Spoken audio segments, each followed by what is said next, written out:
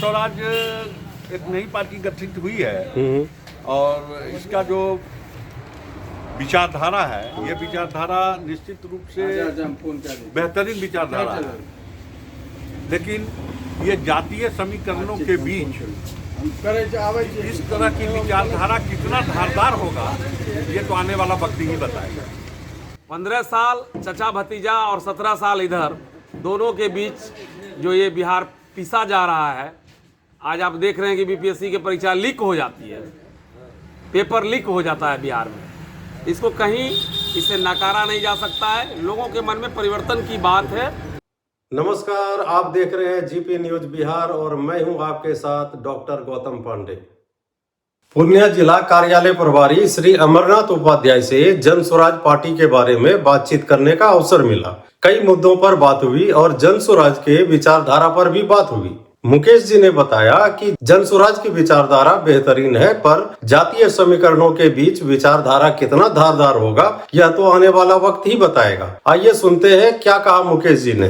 जन स्वराज के बारे में कुछ बताइएगा। जन स्वराज एक नई पार्टी गठित हुई है और इसका जो विचारधारा है, ये विचारधारा निश्चित रूप से बेहतरीन विचारधारा है, लेकिन ये जातीय समीकरणों के बीच इस तरह की विचारधारा कितना धारदार होगा, ये तो आने वाला वक्त ही बताएगा।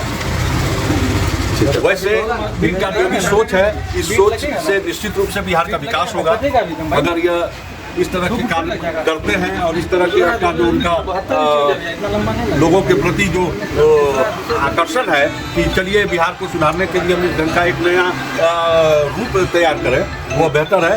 लेकिन डिपेंड करता है कि ये बिहार में जो कास्ट लाइन की राजनीति है, इसको यह कितना हद तक ध्वस्त कर पाते हैं, वो तो 2025 में ही पता चलेगा। तो कहने का मतलब है कि बिहार में जन स्वराज जो है वो कास्ट देख के कैंडिडेट खड़ा नहीं करेगा।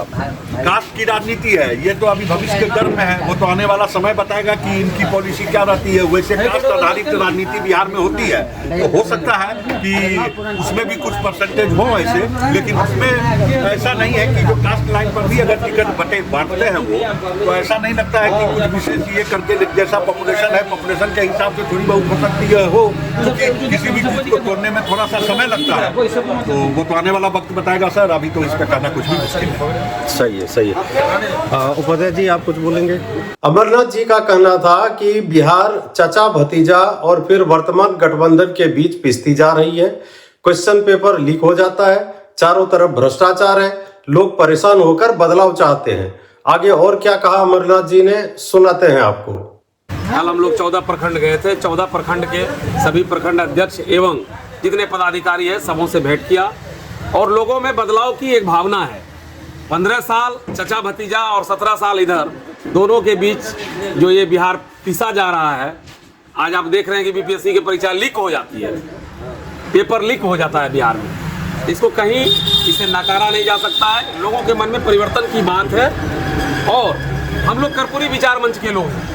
सर्वधर्म समागम, जन स्वराज में सभी धर्मों का समागम है और सभी जातियों का यहाँ एक ही है।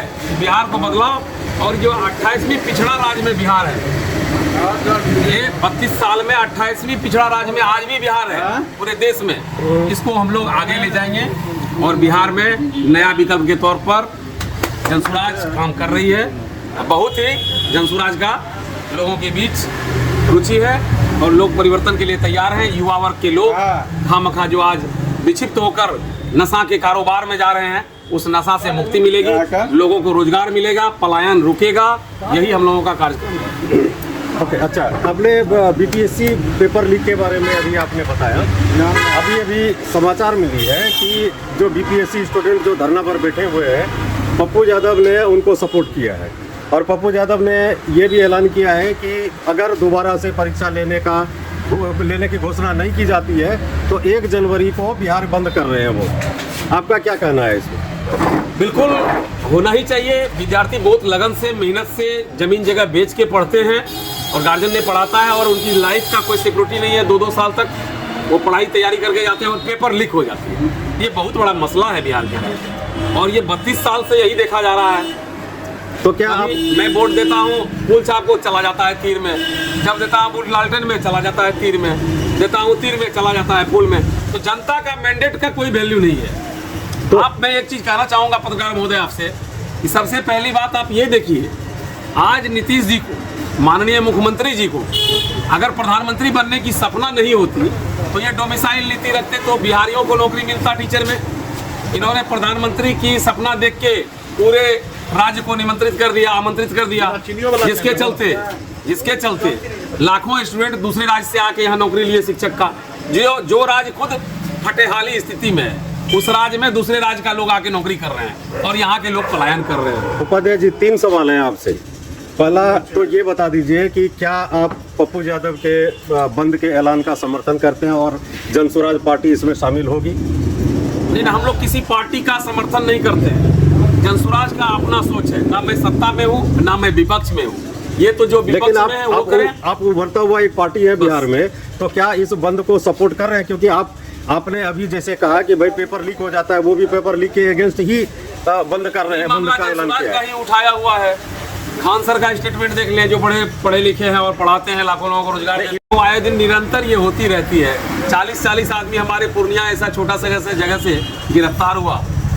ये तो बताने की अब बात कर रही है। पूर्णिया में तो उसका तो एग्जाम कैंसिल हो गया पूर्णिया का, लेकिन जिन्होंने तैयारी क्योंकि वो पूरा सेंटर ही मैनेज किया हुआ था। इतनी बड़ी सेंटर मैनेजमेंट की बात हो रही है, तो कहीं न कहीं सरकार विफल है। अच्छा, दूसरी बात ये है कि आपने पहले भी स्टेटमेंट दिया और फिर स्टेटमेंट दे रहे हैं कि वोट चाहे किसी को दो, वो जाता फुल छाप में है।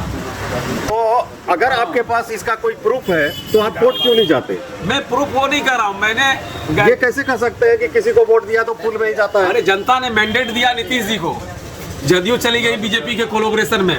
उससे पहले जनता ने वोट दिया फुल छाप को, फुल छाप फिर चली गई जदयू के साथ में।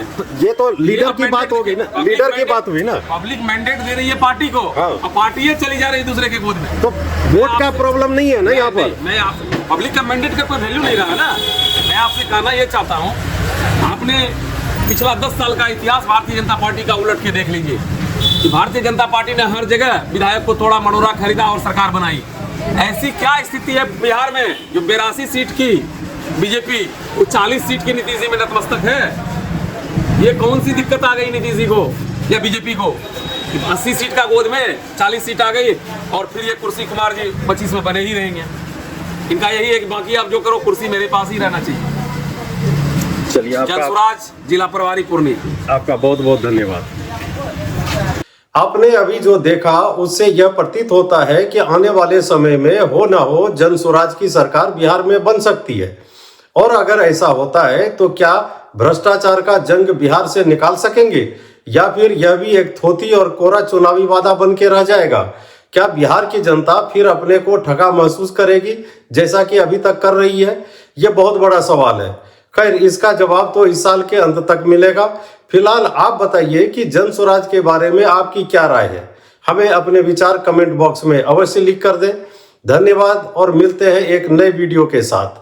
जीपी न्यूज बिहार की ओर से आप सभी को नव वर्ष की हार्दिक शुभकामनाएं।